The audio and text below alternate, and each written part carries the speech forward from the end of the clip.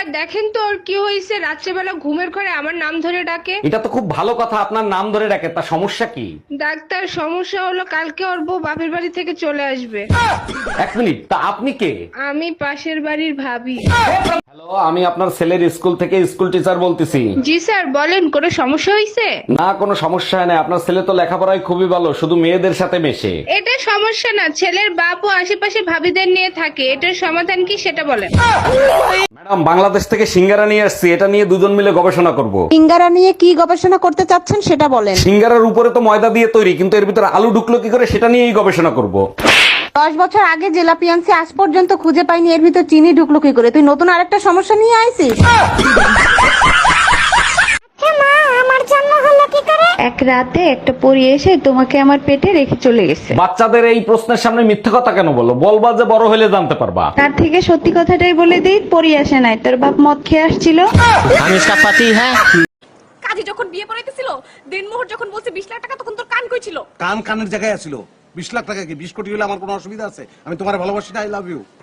অসুবিধা নেই মানে? এখন ছাড়াছাড়ি হলে টাকা দিবি কোত্থেকে? টাকা দেবো কেন? আমি তো ছাড়ুমি না তোমারে। আরে ভাবি, আপনার বাসার সামনে অ্যাম্বুলেন্স কেন? কারো কিছু হয়েছে নাকি? না ভাই, কারো কিছু হয় নাই, আপনার জন্যই অ্যাম্বুলেন্স আনছি। এইসব কি বলেন? আমার কি হয়েছে? আমার জন্য অ্যাম্বুলেন্স আনবেন কেন? ভাবি বলল মোবাইল লক না করেই বাসায় রেখে বাজারে গেছেন, তাই আনছি।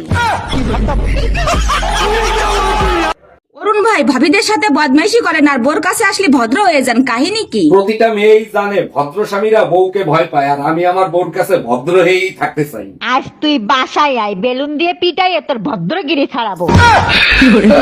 ভাই, আপনার ফ্যামিলিটাই সুন্দর, যখন মন চায় তখনই রোমান্টিক হতে পারেন। তার মানে কি বলতে চান? ভাই আপনার সাথে রোমান্টিক হয় না? আপনার ভাই চেহারা দেখতে গেলেই মাস পার হয়ে যায়, রোমান্টিক কিভাবে হব? চেহারা না দেখেই 9টা বাচ্চা নিছেন, আর যদি চেহারা দেখতেন তাহলে তো গান্ধারি রেকর্ড ভেঙে দিতেন।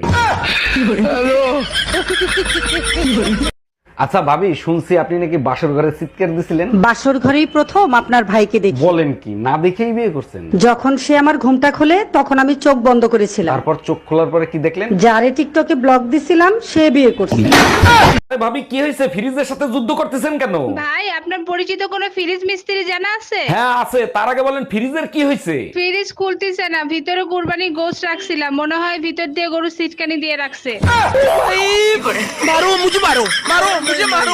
এই তাড়াতাড়ি চলো, দেরি হয়ে যাচ্ছে। আরে বাবা আসতেছি, একেবারে বাপের বাড়ি যাওয়ার জন্য পাগল হয়ে গেছে। দেখো, ওটা কিন্তু আমার বাবার বাড়ি, ওখানে গিয়ে অশান্তি করবে না। আর আমারটা হলো রাশিয়া ইউক্রেনের যুদ্ধক্ষেত্র, যেখানে প্রতিদিন অশান্তি করো। 18 বছর ট্রেনিং নিয়ে আসছি কি তোমার সাথে শান্তি চুক্তি করার জন্য? मारो मुझे, मारो मारो। তোমারে ভালোবাসা আমি সব দিছি, আমি সব দিছি। আমার মনপান জৈবন সব দিছি। আমি তো লবণ সব দিছি। তোর লবণ করতে কইছি, আমার জৈবন সব দিছি, জৈবন আমি তো লবণ সব দিছি। জৈবন। আমি তো লবণ সব দিছি। হ্যাঁ, তোর লগে ভিডিও করতাম না। অরুণ ভাই, আপনি তো বাজারে যাচ্ছেন, আসার সময় আমার জন্য 1 বোতল আখের রস নিয়ে আসেন। জানেন ভাবি, আগ যতই শক্ত হোক না কেন, মেশিনের ভিতর ঢুকলে রস ঠিকই বের হয়ে যায়। আরে ভাই, মেশিনটা তো তৈরিই হয়েছে রস বের করার জন্য। ও আচ্ছা, এর জন্যই শাহাদাত ভাই আপনাকে বিয়ে করার পর থেকে শুকিয়ে যাচ্ছে।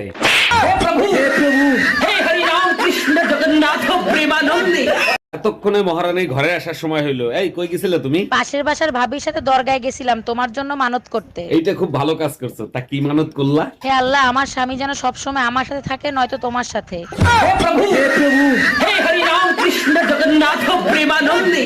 হ্যাঁ, আমি চলে গেলাম, আসতে রাত হবে। শুনো, রাতে বাসায় আসার সময় হলুদের গুঁড়া আর মরিচের গুঁড়া নিয়ে আইসো। আগের কালের নানি দাদিরা মশলা হামাল দিস্তায় করতো, তোমরা করতে পারো না? আমরাও কুটি, নানি দাদিরা মশলা কুটতো আর আমরা স্বামীরে কুটি।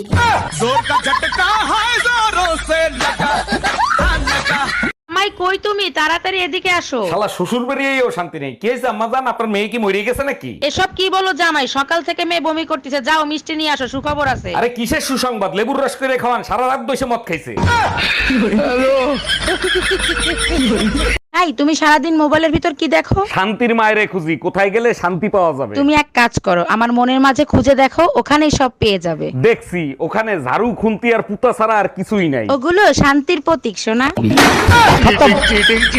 ভাই সকাল থেকে আপনার বাসায় গ্যাঞ্জাম কিসের? আর ভাবি বললেন না, কালকে রাতে ঝড় হয়েছে, কার সালোয়ার জানি আমার বেডরুমে চলে এসেছে। সকালবেলা ঘুম থেকে উঠে দেখি শ্বশুর বাড়ির সব লোকজন হাজির, বলতেছে এই মেয়েকে। সর্বনাশ, তাইলে আমার সালোয়ার আপনার বাসায় উড়ে গেছে।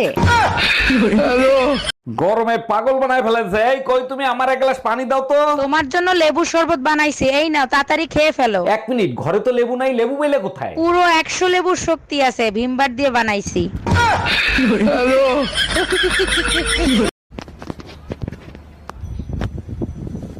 এ মেয়ে শোনো, নিজের চেহারা আয়নায় দেখছস?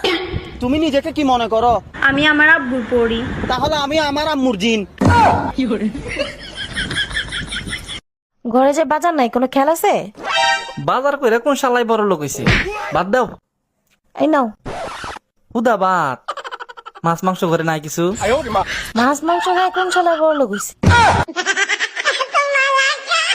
তোমার নানা এই বয়সে তোমার নানিরে ডার্লিং বলে ডাকে, ওনাদের ভিতর কি ভালোবাসা একবার দেখো। আরে কিসের ভালোবাসা, নানা নানিরে বাঘের মতো ভয় পায়। 30 বছর আগেই নানা নানির নাম ভুলে গেছে, তাই ডার্লিং কে ডাকে। কি হলো, তুমি এখনো খাবার বানানি কেন? আমি তো খাবার বানাতে পারি না। তো বিয়ের আগে এটা বলনি কেন? সারপ্রাইজ।